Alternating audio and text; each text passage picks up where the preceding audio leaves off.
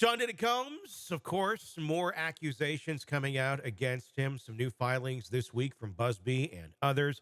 The big one that everyone is talking about, that we've been hearing about, a 10-year-old in the allegations. This time, the numbers keep going down. Eric Faddis, defense attorney, former prosecutor, joining us to discuss. Yeah, it's like every week it gets a little bit dirtier, a little bit scarier, a little bit more vile in terms of the accusations against him. What's your thoughts as we get younger on this scale?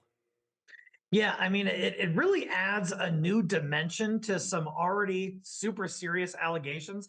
When you bring in, the potential of pedophilia aspect, it makes it has potential implications for the criminal case, and really in the public eye, it affects that perception as well.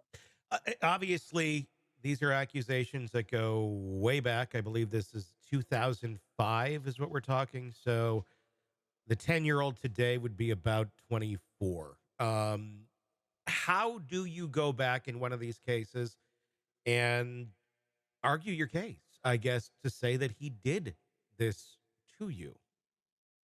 That is super tough with these older allegations, because if there was no outcry that was close in time to when this allegedly happened, that there was likely no significant investigation. So you don't have witness statements, you don't have sane exams, you don't have medical information that could corroborate the claim. You have your own testimony, and perhaps he made an outcry to people around him, and you could bring in consistent statements from those people. So there are ways to do it, but it's an uphill battle.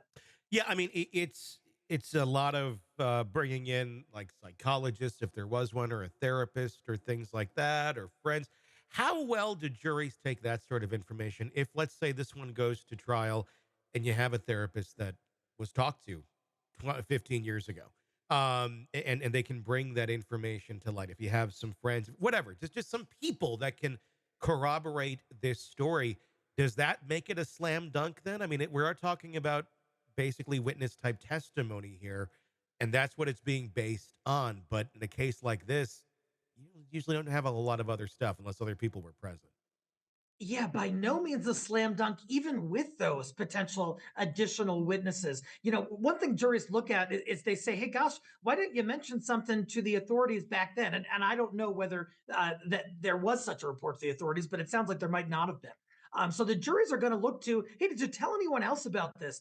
Is it consistent with what you're saying now? Are there details that could give rise to a conclusion of credibility? That, hey, it looks like this happened. There's consistency throughout these statements.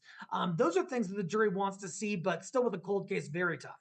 Is the argument of why didn't you tell somebody back then as strong as it was like 10 years ago? I mean, we have such a better understanding today of how this stuff works. And it's an ignorant thing to say sometimes to a survivor of like, well, why didn't you tell somebody back then? Because and I know, just how much pressure and trauma someone's going through. They don't necessarily want to be getting spotlight if they're even believed. And especially if we're talking 2005 and somebody said, Did he raped my 10-year-old?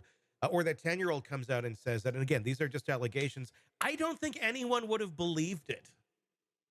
Yeah, no, that is absolutely the concern. And it's a really important question, because I think that the societal view has sort of shifted in recent times, such that we kind of understand how, yeah, it's kind of shitty to have to disclose this extremely personal abuse that happened to you, and deal with potential backlash, deal with being disbelieved, deal with a court process that can be super intrusive. Mhm. And so there are reasons for a latent outcry.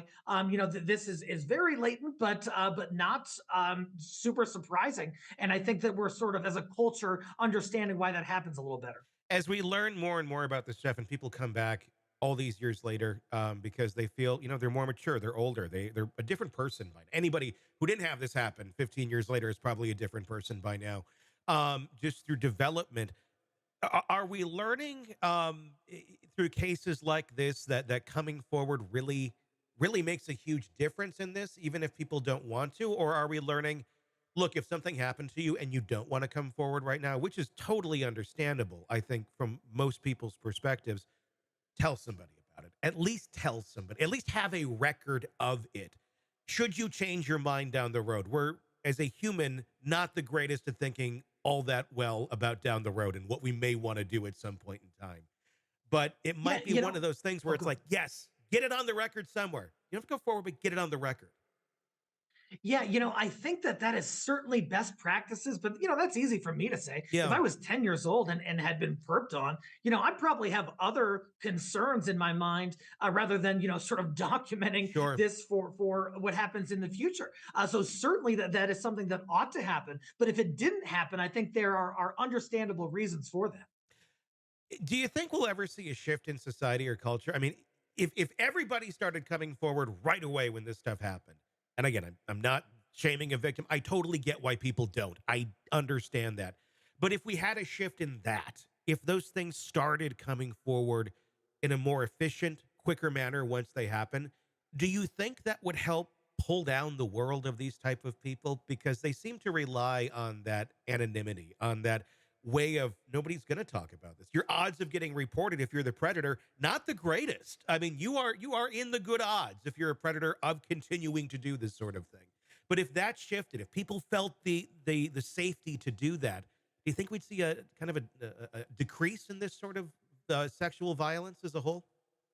It seems like the view on public outcry regarding sexual assault is changing, and the environment is getting better for those folks.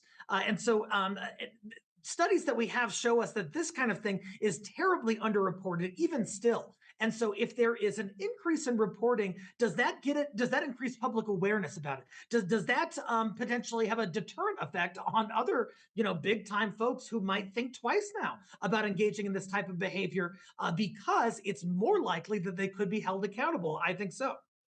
It's certainly something fascinating to contemplate it, and maybe we will get to a point where society is, I mean, I think we're getting there. I think people are feeling safer to be able to come out and talk about these sort of things, and hopefully that continues to strengthen as time goes on. Hey, thanks for checking out the video. Be sure to follow us wherever you download podcasts, and especially Apple Podcasts, where you can get advanced episode and premium content on our premium channel right there. Also, be sure to follow us on social media so you don't miss any breaking updates on the stories that matter to you most. We're on TikTok, X, Instagram, Facebook. Just search Hidden Killers Podcast with Tony Brueski, and you'll find us right there. Again, thanks for watching.